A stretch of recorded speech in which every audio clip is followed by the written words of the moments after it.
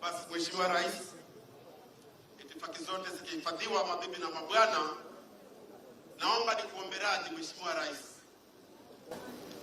Kama unavyoniona, nilianza kazi hii nikiwa na nywele na sasa nimezeeka.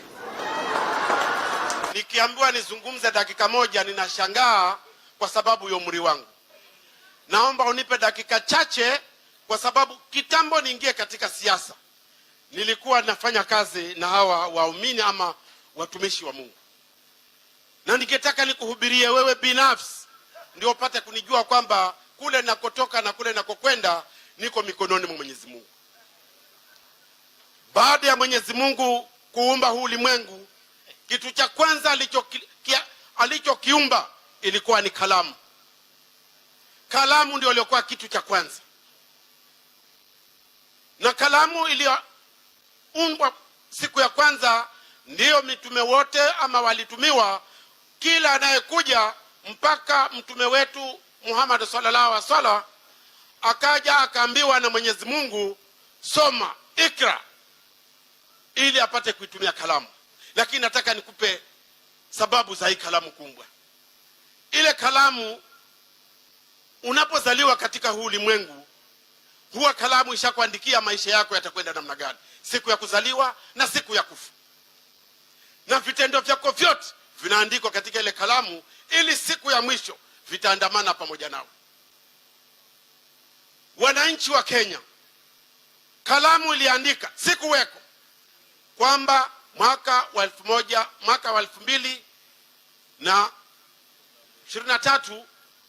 tarehe 9 mwezi wa 8 tarehe 9 mwezi wa 8 22, rais wa Jamhuri ya Kenya atakuwa ni William Samoei Ruto. Na likaandikika, halifutiki.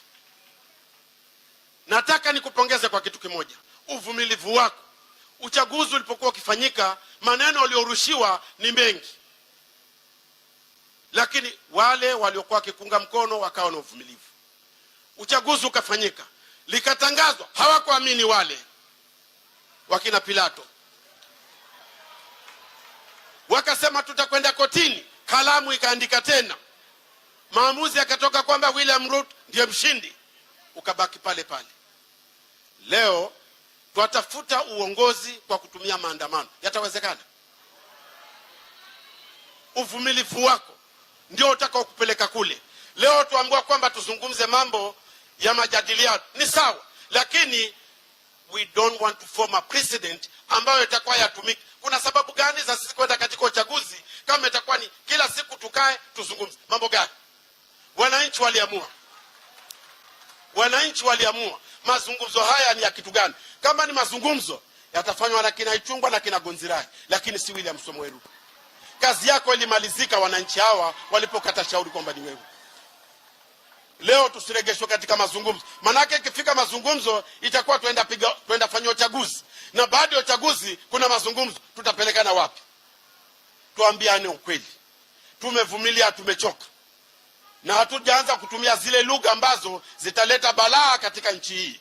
Bado Mungu anatuambia subirini, haujafika wakati.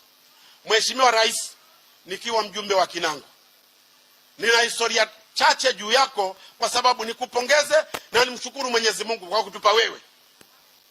Sisi watu wa Kwale tunakushukuru kwa sababu nafikiri nafasi yetu ya sisi kupata ilikuwa ni kipindi chako hiki. Kwa hivyo hivi sasa kila tukikaa tunajua kwamba tuko ndani ya hisabu. Ninakuomba tu Mheshimiwa Rais, unapokaa katika meza yako, mkumbuke yule bwana aliyetundikwa pale msalabani. Nikisimama hapa leo, tuko hapa, uchaguzi umemalizika. Sisi watu wa Kinango tunafurahi tukumwona regional commissioner wa kike hapa Pwani anatuongoza vile ilivyo vizuri. Tukumbuke na sisi tunafutia regional commissioner mahali popote kule, akitoka kutoka Kisia akija hapa, kule nako kuna mmoja kutoka hapa Pwani, ili tupate kukumbushana Mheshimiwa Rais, kwa sababu binadamu asiye na wivu hajakamilika. Tutafutia na sisi county commissioner mmoja mzuri kama yule bwana Mwangi, nasi umweke mahali popote, tuseme kwamba kutoka Kwale huyu ndio county commissioner, yuko huko Nyandarua, tutashukuru. kwa sababu Mheshimiwa Rais, hivi vita vya 2022 vilitupa funzo. Yaja 2027 tumejitayarisha, na ukumbuke kwamba mwanasiasa ni mtu wa muda. We come and go.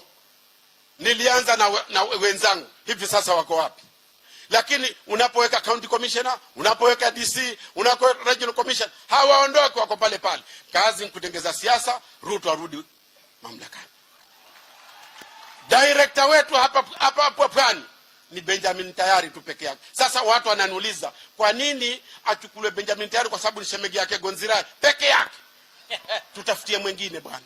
Yuko peke yake yule bwana, kila akikaa hajisikii kama yuko sawa. Anataka wenzake. Hata ile bustani ya Eden waliweka watu wawili. Tafutie mwenzake yule bwana.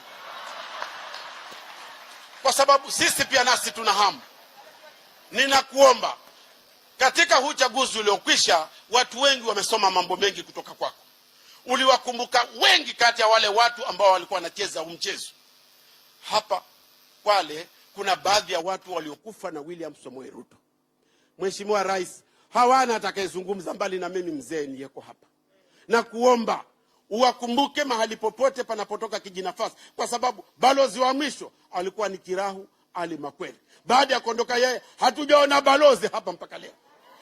Mheshimiwa Rais, ni kalamu tu Mheshimiwa Rais ndio utakofanya kazi. Ikiweka kidole kazi imekwisha. Na nakuomba, kwa sababu najua kwamba hapa ulipo utayari kunipa zawadi ya kusema kwamba huyu mtumishi ametumika kwa muda wa kutosha katika siasa. Na mimi kutoka nilipoanza wanijua vizuri msimamo wangu. Na kuomba, ile Kwale ama ile Kinango ni hinterland, ni arid and semi arid. Lakini ukiwa hapa Msambweni utafikiri labda penginepo na sisi tuko na rutuba kama kule. Si kweli. Kuanzia ile Taru Plan 2, Mackinnon Road, Silaloni, Ndavaya, Mbita, wananchi wateseka. Sasa ninachokuomba, mambo mengi tuwaweke kando. Walimu wanapata hardship allowance. Hawa wafanyikazi wa serikali wape motisha tu baba yangu. Kalamu tu peke yake. Hawa watumishi wa serikali hawa wapatie ile hardship allowance. Wakikaa wakae kwamba wanafanya kazi matesoni, lakini wanatumikia watu wa William Samoei Ruto. Mwisho, Mheshimiwa Rais, na tukose vyote katika bajeti hii, lakini hii barabara ya kutoka Kinango kuja Kwale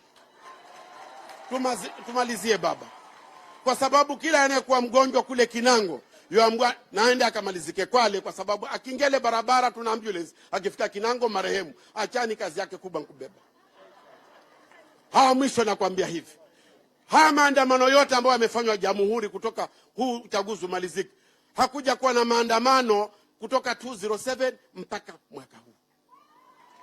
Huyu gavana wangu mpe kikombe cha amani katika Jamhuri ya Kenya. Maana kama kuna magavana 10 zaidi ya hawa, ingekuwa hakuna maandamano hapa. Alisema nataka nione mmoja ambaye hakuzaliwa na mwanamke afanye maandamano. Alijitokeza.